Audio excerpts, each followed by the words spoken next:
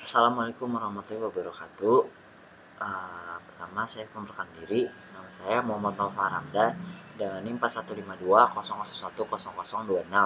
Di sini saya akan menjawab soal-soal tugas besar 1 deep learning. Yang pertanyaan pertama, jelaskan ciri utama algoritma machine learning.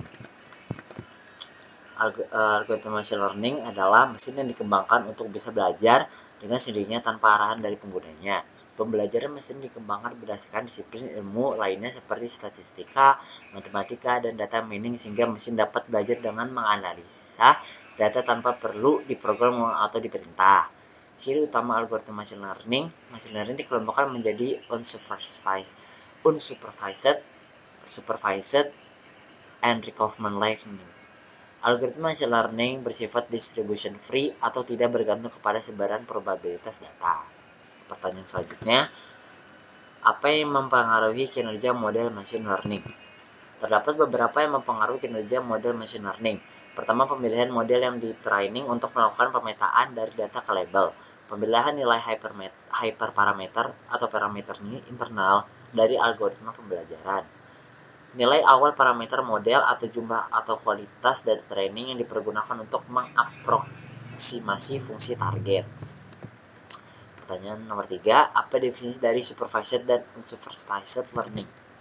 Supervised learning merupakan metode yang bertujuan untuk memprediksi variabel target sebuah data baru berdasarkan model yang telah di-training menggunakan himpunan data berlabel. Unsupervised learning merupakan metode yang mempergunakan sejumlah contoh data tanpa label. Pertanyaan nomor 4, jelaskan secara singkat mengenai reinforcement learning.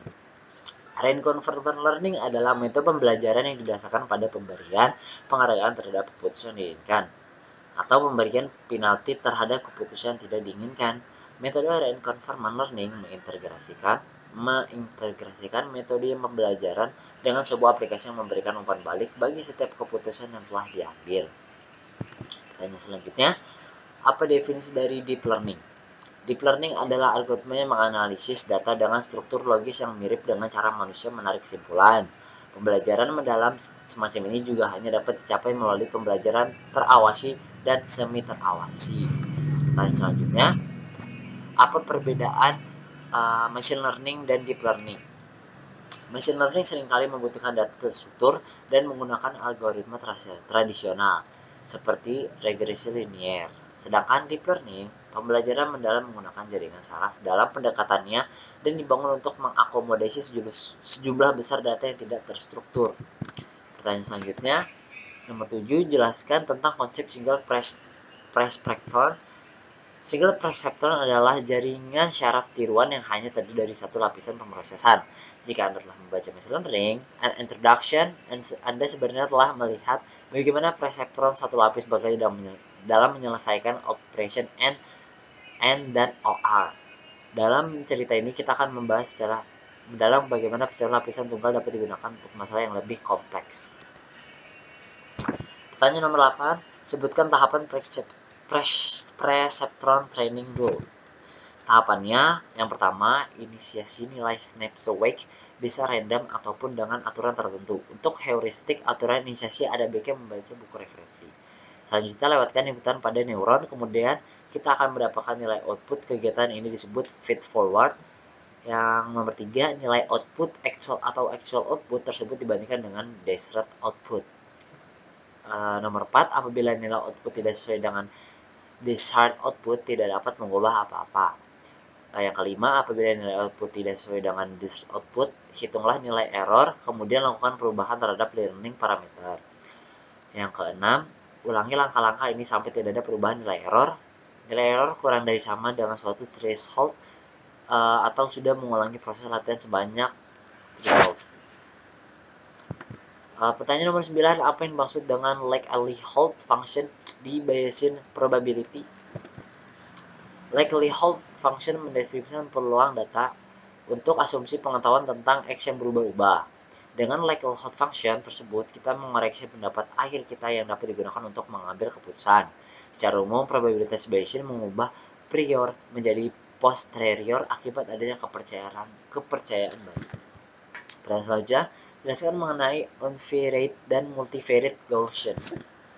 Analisis univariate adalah analisis data secara serentak di mana data yang diamati hanya memiliki satu variabel dependen pada setiap objek yang diamati. Analisis multivariate adalah analisis data secara serentak di mana pada data tersebut terdapat lebih dari satu variabel dependen pada setiap objek yang diamati. Jadi perbedaan analisis univariate dan multivariate terdapat pada jumlah variabel dependen yang diamati. Pertanyaan selanjutnya, jelaskan perangkat keras yang digunakan untuk pengolahan data menggunakan deep learning. Perangkat keras yang digunakan untuk pengolahan data menggunakan deep learning adalah GPU atau Graphic Processing Unit atau TPU atau Tensor Processing Unit. Dalam 10 tahun terakhir menjadi salah satu faktor pendorong dalam pengembangan model deep learning.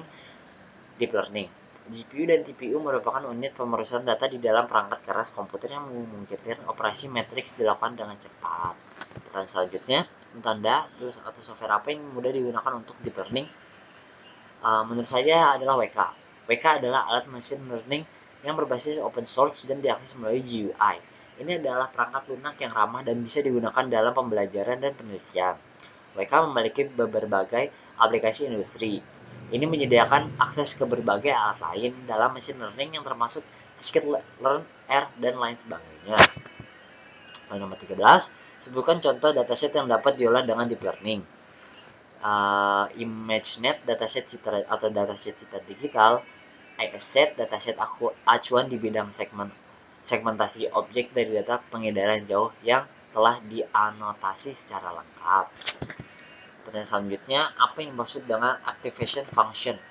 Activation function merupakan sebuah komponen model yang memungkinkan model deep learning dapat memprediksi fungsi pemetaan data terhadap variabel target yang bersifat non-linear. Pertanyaan selanjutnya, apa yang dimaksud dengan fungsi objektif?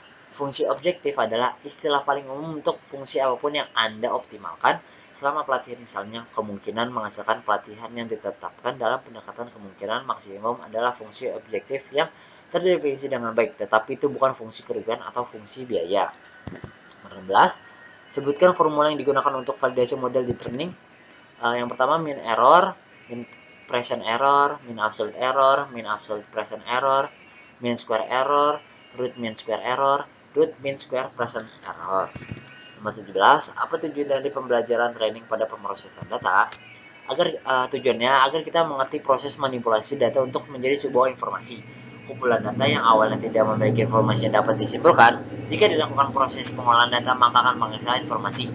Informasi merupakan hasil dari pemrosesan data tertentu yang bermakna serta dapat digunakan untuk mengambil keputusan suatu perusahaan terkait. Nomor 18, apa yang dimaksud dengan stepset gradient descent?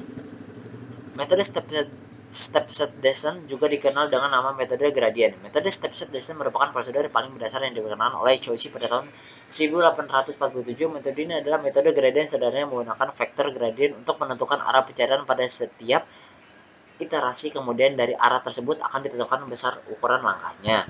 Nomor 19, jelaskan mengenai lokal minima.